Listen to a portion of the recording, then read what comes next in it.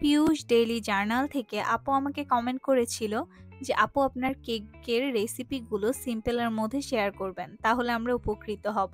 বা খুব সহজে কিভাবে চুলায় কেক বেক করা যায় সেটারও একটা রেসিপি আমাকে শেয়ার করতে বলেছে। তো আপুর কমেন্টের ভিত্তিতেই আমি একটা চুলায় কেক বানিয়ে নিয়েছি, আর গ্যাসের চুলায় কিভাবে কেকটা একদম পারফেক্ট নরম তুলতুলা হবে সেটারই সব টিপস আপনাদের সাথে শেয়ার করব। আসসালামু আলাইকুম এভরিওয়ান। কেকটা কিভাবে পারফেক্ট হবে, কি পরিমাণ উপকরণ ইউজ করতে হবে, কেকটা কিভাবে শক্ত হবে না, একদম নরম তুলতুলে হবে, সবকিছুই আপনাদের সাথে শেয়ার করার চেষ্টা করেছি।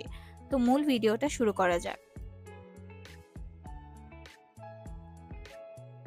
এখানে প্রথমে আমি হাফ কাপের মতো ময়দা নিয়ে নিব। এবার এখানে নিয়ে নিব হাফ চা চামচের মতো বেকিং পাউডার। আপনারা চাইলে কিন্তু বেকিং সোডাটাও ইউজ করতে পারেন, বাট আমি বেকিং সোডাটা এখানে ইউজ করি নাই। এবার খুব ভালোভাবে আমরা শুকনো উপকরণগুলোকে একদম ভালোভাবে চেলে নিব। শুকনো উপকরণগুলোকে আমি একটা হ্যান্ড উইক্সের সাহায্যে ভালোভাবে মিশিয়ে নিচ্ছি। এবার আমি 2টা ডিম ভেঙে নিচ্ছি। 2টা ডিম ভেঙে আমি এখানে কুসুম আর ডিমের সাদা অংশগুলোকে আলাদা করে নিব। সবসময় মাথায় রাখবেন 2টা ডিমের জন্য সবসময় হাফ কাপ ময়দা ইউজ করবেন। আর যদি ডিমের পরিমাণ 4টা দেন তাহলে কিন্তু 1 কাপের মতো ময়দা ইউজ করতে হবে। আর 2টা ডিমের জন্য সবসময় হাফ চা চামচের মতো বেকিং পাউডার ইউজ করবেন। আর ডিমের পরিমাণ 4টা হইলে এখানে 1 চা চামচের মতো আপনার বেকিং পাউডারটি ইউজ করতে পারেন। সবসময় মাথায় রাখবেন কেক তৈরিতে সবসময় কিন্তু পরিমাপগুলো ঠিকভাবে মেনে তারপরেই দিতে হবে। এবার একটা বিটারের সাহায্যে আমি ডিমের সাদা অংশটা বিট করে নিচ্ছি। এখানে কিন্তু যখন দেখবেন ডিমের সাদা অংশটা বিট করার পর একটু ফোমি ভাব হয়ে এসেছে, ঠিক তখনই আমি এখানে চিনি গুঁড়া দিয়ে দিচ্ছি। আপনারা চাইলে কিন্তু এখানে চিনিটাও দিতে পারেন, বাট আমার কাছে মনে হয় চিনি গুঁড়াটা দিলে কেকটা আরো বেশি ভালো হয় আর সফট হয়।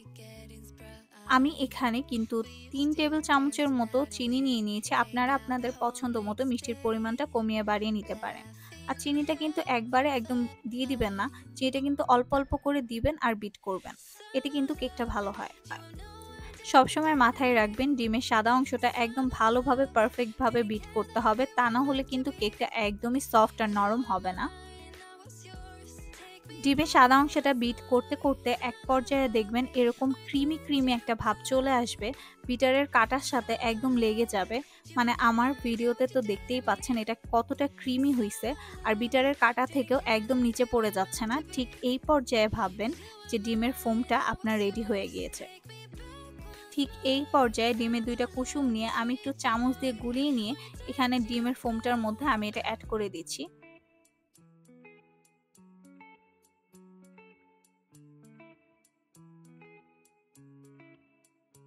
এখানে আমি 3 সেকেন্ডের মতো একটু বিট করে নিচ্ছি, বেশি বিট করার দরকার নাই।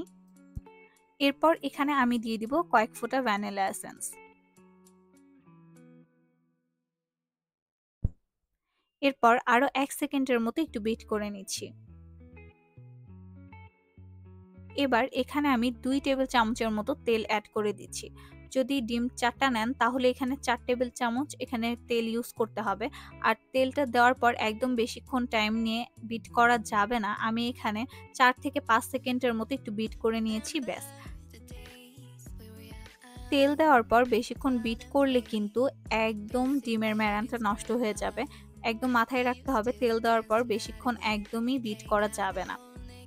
এবার আমি যে ময়দা আর বেকিং পাউডারটা চেলে নিয়েছিলাম সেটাই আমি 1 টেবিল চামচ এখানে শুকনো উপকরণ দিচ্ছি, আর 1 টেবিল চামচের মতো এখানে লিকুইড দুধ দিয়ে আমি একটা হ্যান্ড উইক্সের সাহায্যে আস্তে আস্তে ঘুরিয়ে আমি ডিমের ম্যারানটার ভেতর শুকনো উপকরণগুলো মিশিয়ে নিচ্ছি।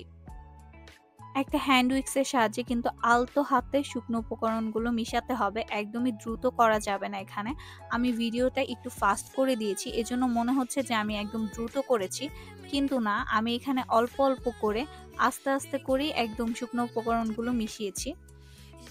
একদম বেশি তাড়াহুড়া করা যাবে না। ঠিক আমি যেভাবে আলতো হাতে হ্যান্ড উইক্সের সাহায্যে মিশিয়েছি ঠিক সেভাবেই আপনাদের মিশাইতে হবে। আস্তে আস্তে ঘুরিয়ে ঘুরিয়ে এটাকে মিশিয়ে নিতে হবে। আপনারা নিশ্চয়ই খেয়াল করেছেন যে আমি এখানে 3 বারের মতো শুকনো উপকরণগুলোকে মিশিয়ে নিয়েছি, আর যে কয়বার আমি শুকনো উপকরণগুলো দিয়েছি ঠিক সেই কয়বারই আমি লিকুইড দুধ এখানে অ্যাড করেছি। এবার আমার কেকের মিশ্রণটা একদম রেডি হয়ে গিয়েছে। এবার আমি একটা মোল্ড নিয়ে নিয়েছি কেকের, আর মোল্ডের সাইজের একটা কাগজ কেটে নিয়েছি আর তেল ব্রাশ করে দিয়েছি। মোল্ডের সাইডে তেল ব্রাশ করার কোনো দরকার নেই। জাস্ট কাগজটার উপর তেল ব্রাশ করে দিলেই হবে। এবার একটা টুথপিকের সাহায্যে আমি মিশ্রণটার ভেতর একটু নেড়ে চেড়ে দিচ্ছি, এতে কিন্তু মিশ্রণটার ভেতর কোনো বাবলস থাকলে সেটাও বের হয়ে যাবে। এবার কেকের মোলটা আমি কয়েকবার বাড়িয়ে দিয়ে নিচ্ছি, এতে ভেতরে কোনো বাবল থাকলে সেটা বের হয়ে যাবে। আর এখানে আমি 10 থেকে 20 মিনিট আগে পাতিল আর স্ট্যান্ড এখানে চুলায় বসিয়ে দিয়েছিলাম। চুলার আঁচটা একদম লোতে রেখে দিয়েছিলাম, এতে পাতিল আর স্ট্যান্ড দুইটাই গরম হয়ে গিয়েছে। আর এই স্ট্যান্ডের ওপর এখন আমি কেকের মোলটা বসিয়ে দিচ্ছি আর ঢাকনা দিয়ে ঢেকে দিচ্ছি। এবার ঢাকনার ছিদ্রটা আমি একটা টিস্যু পেপার দিয়ে আটকে দিচ্ছি, যাতে কোনো প্রকার বাতাস না ঢুকে। আর এখানে চুলার হিটটা একদম লো থেকে একটু সামান্য বাড়িয়ে দিয়েছিলাম, আর এখানে আমি 40 থেকে 45 মিনিটের মতো কেকটা বেক করে নিয়েছি। দেখুন মাশাআল্লাহ আমার কেকটা একদম ফুলে একদম পারফেক্টভাবে রেডি হয়ে গেছে 45 মিনিট পর। এবার একটা টুথপিক দিয়ে আমি কেকটা চেক করে নিচ্ছি যে হয়েছে নাকি কেকটা। আমার কেকটা একদম পারফেক্টভাবে রেডি হয়ে গিয়েছে। এবার কেকটা ঠান্ডা হওয়ার পর কেকের মোল্ড থেকে আমি কেটে কেকটাকে বের করে নিচ্ছি। আপনারা দেখতেই পাচ্ছেন মাশাআল্লাহ আমার কেকটা কতটা পারফেক্ট আর নরম আর সফট হয়েছে।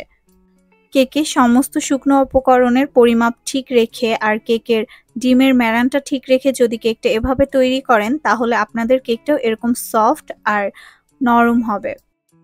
আশা করছি আমার আজকের ভিডিওটা অনেকের উপকারে আসবে। আর কে কোথা থেকে আমার ভিডিওটা দেখছেন এটা অবশ্যই কমেন্ট বক্সে জানাবেন। আজ এখানেই বিদায় নিচ্ছি। সকলকে আল্লাহ হাফেজ।